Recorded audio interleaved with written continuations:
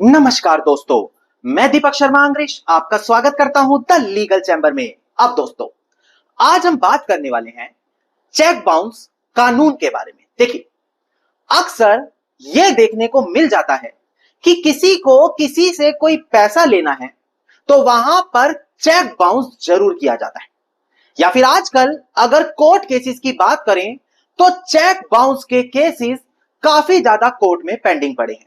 पर एक आम व्यक्ति जिसको कानून की ज्यादा जानकारी नहीं है, वो इन चेक बाउंस केसेस के बारे में ज्यादा डीपली नहीं जानता। अब आज मैं बात करने वाला हूं साल 2025 के एक काफी बड़े आदेश के बारे में, एक काफी बड़ी जजमेंट के बारे में, जहां पर दो चीजें आपको गौर करनी जरूरी है। और अगर आपका कोई चेक बाउंस का केस चल रहा है या आप कोर्ट में यह केस डालने वाले हैं, तो दोनों केसेस में यह जजमेंट काफी ज्यादा मददगार साबित होगी। अब सबसे पहली चीज, अगर चेक बाउंस का केस आप करने वाले हैं तो उसके अंदर जो 30 दिन की समय सीमा है, उसके बाहर निकल जाने के बाद भी, यानी कि वो समय सीमा निकल जाने के बाद भी कोर्ट ने केस को स्वीकार किया। और दूसरी सबसे बड़ी चीज, चेक के अंदर 11,700 रुपए को 11,70,000 किया गया था बदलकर, और उस चीज को भी कोर्ट ने बिल्कुल सही माना।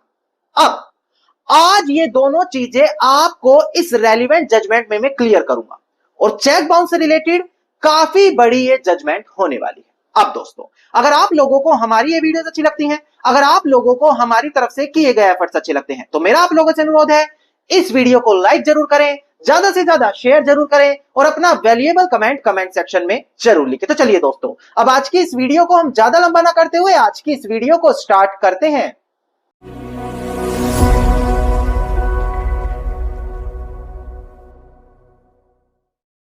अब दोस्तों, सबसे पहले वीडियो की स्टार्टिंग में एक काफी जरूरी जानकारी आप लोगों को दे दी जाए। देखिए, हम हमेशा लीगल चैम्बर पर हर एक लेटेस्ट जजमेंट लेकर आते हैं, जैसे कि आज हम बात करेंगे चेक बाउंस के बारे में। पर मैं आपको बता दूं, ऑनरेबल सुप्रीम कोर्ट रोजाना लगभग 5 से 10 जजमेंट कम से कम पास करता ही है, और आप लोगों को हर एक जजमेंट यूट्यूब पर या कहीं और देखने को नहीं मिलती। और उस चीज का समाधान मैं अब आप लोगों के लिए लेकर आ गया हूं, वीआईपी व्हाट्सएप ग्रुप, जहां पर चेक बाउंस से रिलेटेड जितनी भी नई जजमेंट्स है आपको देखने को मिल जाती है।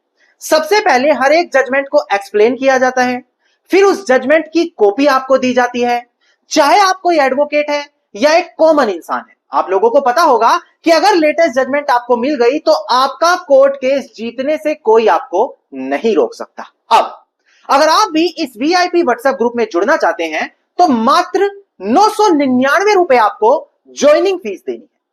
इसके बाद 1 साल के लिए यह सारी सर्विसेज बिल्कुल मुफ्त मिलने वाली है, और जो ये 999 रुपए हैं सिर्फ शुरुआत के 100 मेंबर्स के लिए है। पर अब भी 10 मेंबर बाकी हैं, यानी कि आप लोगों के पास मौका है कि इसी सेम अमाउंट में वीआईपी ग्रुप का मेंबर बन सकते हैं। तो तुरंत वीडियो के डिस्क्रिप्शन में जाएं, वहां पर आपको नंबर मिलेगा, वहां से जाकर वीआईपी व्हाट्सएप ग्रुप जरूर ज्वाइन करें। अब हम बढ़ते हैं अपनी आज की इस वीडियो की ओर। देखिए, आज हम बात कर रहे हैं चेक बाउंस के बारे में, और यहीं से मेन वीडियो अब शुरू होती है। अगर आप नेगोशिएबल इंस्ट्रूमेंट एक्ट को पढ़ते हैं और उसी के सेक्शन 138 को पढ़ते हैं, तो वो बताता है चेक डिसओनर के बारे में। चेक एक प्रकार का नेगोशिएबल इंस्ट्रूमेंट माना जाता है जो किसी भी इंसान का कर्जा या लायबिलिटी को खत्म करने के लिए इस्तेमाल होता है। आम भाषा में अगर आप समझें तो अगर किसी का पैसों का लेन देन है और उन पैसों का निपटारा करने के लिए चेक का इस्तेमाल किया जाता है। अब आप लोगों को पता होगा कि चेक को आप बैंक में ले जाकर प्रेजेंट करते हैं और बैंक आपको वहां से पैसा निकालकर दे देता है अकाउंट होल्डर के अकाउंट से। पर अगर उसके अकाउंट में उतना पैसा ही ना हो, अगर उसने पेमेंट स्टॉप करा दी हो, अगर उसकी जो लिमिट थी उससे ज्यादा अमाउंट मेंशन किया है, तो उसका चेक बैंक डिसओनर कर देता है, और इसी को बोला जाता है चेक बाउंस। नाउ, जैसे ही चेक डिसओनर हुआ, 30 दिनों के अंदर आपको सामने वाले व्यक्ति को नोटिस देना पड़ता है। उसमें लिखना पड़ता है आपका चेक डिसओनर हो गया, अब हमें हमारा पैसा वापस दो। नोटिस देने के बाद मात्र 15 दिनों का समय सामने वाले व्यक्ति को दिया जाता है ताकि वो सारा पैसा हमें वापस लौटा दे। 15 दिनों के बाद दोबारा से 30 दिन का समय मिलता है उस व्यक्ति को जिसको वो पैसा लेना था। ना यहां से आपको समझ में आया कि मात्र 30 दिन का समय मिलता है। अब यहां पर हम बात करते हैं बिल्कुल लेटेस्ट जजमेंट के बारे में, जहां पर 30 दिन पूरे होने के बाद भी किस तरीके से कंप्लेनेंट ने अपने चेक को वैलिड ठहराया, 11,700 रुपए को 11,70,000 लिखकर कैसे सामने वाले व्यक्ति से पैसा ले लिया, यह सारी चीज इस लेटेस्ट जजमेंट में मैं क्लियर करूंगा। एक बार डिस्प्ले पर देखकर ध्यान दें, मैं केस टाइटल आपको क्लियर करूं। देखिएगा दोस्तों, केस टाइटल है श्री बी आर आनंद, जो यहां पर अपीलियंट है, वर्सेस श्रीमती वी आर गिशा, जो यहां पर रिस्पोंडेंट है। क्रिमिनल अपील नंबर है 567 ऑफ 2019 और 9 अप्रैल साल 2025 की ये जजमेंट है। अगर आप इस लेटेस्ट जजमेंट को पाना चाहते हैं या किसी भी चेक बाउंस से रिलेटेड लेटेस्ट जजमेंट पाना चाहते हैं तो VIP व्हाट्सएप ग्रुप जरूर ज्वाइन करें, वीडियो के डिस्क्रिप्शन में नंबर दिया गया है।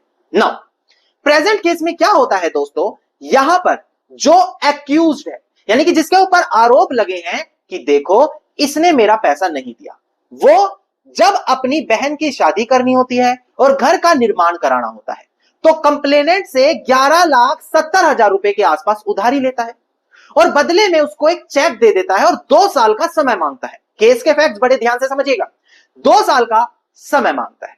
अब जैसे ही समय पूरा हुआ, कंप्लेनेंट उस चेक को बैंक में ले जाकर दे देता है और चेक बाउंस यानी कि डिसऑनर हो जाता है। बाद में नोटिस भेजा जाता है, नोटिस का जवाब भी वो व्यक्ति नहीं देता। अब यहां पर उस व्यक्ति के खिलाफ 138 का मुकदमा कोर्ट में डाल दिया जाता है। नाउ ट्रायल कोर्ट 2 बड़ी चीजें देखता है। सबसे पहली चीज कि ये जो नोटिस भेजा गया था 30 दिन निकल जाने के बाद 31वें दिन दिया गया था, और जो 138 नेगोशिएबल इंस्ट्रूमेंट एक्ट है वो कहता है कि 30 दिन के अंदर नोटिस देना अनिवार्य है। दूसरी चीज देखी कि 11,700 को ओवरराइट करके 11,70,000 किया गया है चेक के अंदर, जो उस चेक को अवैध ठहरा देता है। और इन दोनों ग्राउंड्स पर कंप्लेनेंट के केस को डिसमिस कर दिया कि नहीं, हम इस चेक को वैलिड नहीं मानते और आपको पैसा नहीं दिला सकते। बाद में यह मैटर अपील होकर ऑनरेबल कर्नाटका हाई कोर्ट के सामने पहुंचता है। नाउ कर्नाटका हाई कोर्ट ने यहां पर देखा कि यहां पर 2 बड़े ग्राउंड है। पहला केस यह बोल रहा है कि 30 दिन के निकल जाने के बाद 31वें दिन नोटिस दिया गया।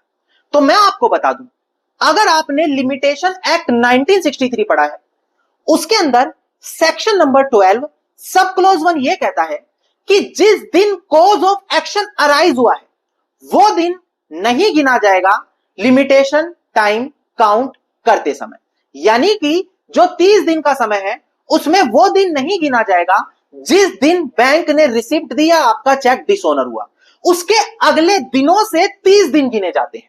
और प्रेजेंट केस में ऑनरेबल हाई कोर्ट ने कहा कि ट्रायल कोर्ट ने गलती करी।